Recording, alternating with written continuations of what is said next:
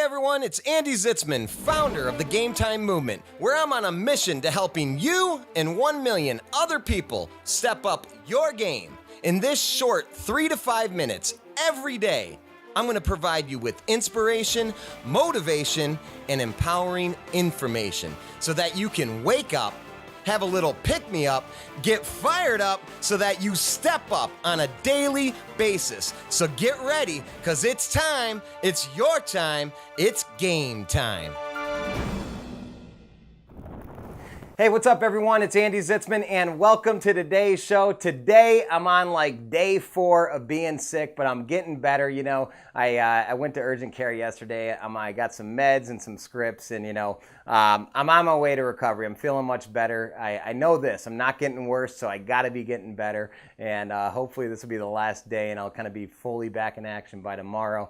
But I wanted to share something with you today, and it's just a very simple concept called love and having an open heart. And so, as an entrepreneur, small business owner, really anyone that's got a message or is connecting with people all the time, it's very important to come with an open heart because, as one of my great mentors used to always say, she would say, resistance cannot stand in the way of an open heart. So whatever you're doing, whether it's in business, in life, in your relationships, in your health, whatever it may be, just think about that for a second. Resistance cannot stand in the way of an open heart. And I often talk about getting out of your head and into your heart because, there is a connection between the heart and the soul that when those two things connect and when you're connected to your heart and not just your head, some magic can happen, some great creativity, some great connection with others, and your impact in the world to help others, to inspire others, to be there for others is so much more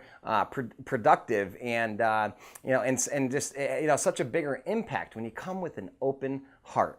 And so today my goal is just to remind you of an acronym that I like to use, which is BLT. I love eating BLT sandwiches, so this, maybe you can think of a BLT sandwich here to help you remember this acronym. But at the end of the day, this BLT stands for Be Love Today. I'm going to share a couple of quotes with you to help you just simply ask yourself some questions. What is love? How can you be love? And then ultimately make the decision on a daily basis to be love today. So a couple of quotes. One is from Don Miguel Ruiz. Don Miguel Ruiz is the author of The 4 Agreements. I highly encourage you to go check out Don Miguel Ruiz, his content, his other books, The 4 Agreements, and just pick up some of his materials and you will absolutely connect with your heart and soul and be able to be love today. So Don's quote is this: when you are aware that you are the force that is life, anything is possible. When you are aware that you are the force that is life, anything is possible. Miracles happen all the time because those miracles are performed by the heart. The heart is in direct communion with the human soul. And when the heart speaks, even with the resistance of the head, something inside you changes. Your heart opens another heart, and true love is possible. I mean, that is so profound. It's basic, yet very profound. An open heart, stands in the way, resistance can't stand in the way of an open heart. It doesn't stand in the way of your head, and something inside you changes. You know this. When you come from a place of love and an open heart, it just feels different, and magic and miracles happen. So, there's another quote from Robert A. Johnson, which is awesome. He says, "Therefore, when I say that I love, it is not I who love, but in reality, love who acts through me. Love is not so much something I do as something I am." So love isn't necessarily something I do, but something I am. Love is not a doing, but a state of being. So love is not doing. We don't do love. It is a being. It's a state of being. We are love. A relatedness, a connectedness to another mortal, an identification with her or him that simply flows within me and through me, independent of my intentions or my efforts. So, Robert A. Johnson says, love is a state of being, not a state of doing. I know for me, a lot of times I looked at love as like I do things to love. But the reality is if I can just open my heart and be love, then, ultimately love is going to flow through me, and that connection at a deeper level with someone else's heart is going to happen too. And that impact and being able to support people in their needs my ability to do that will be much greater.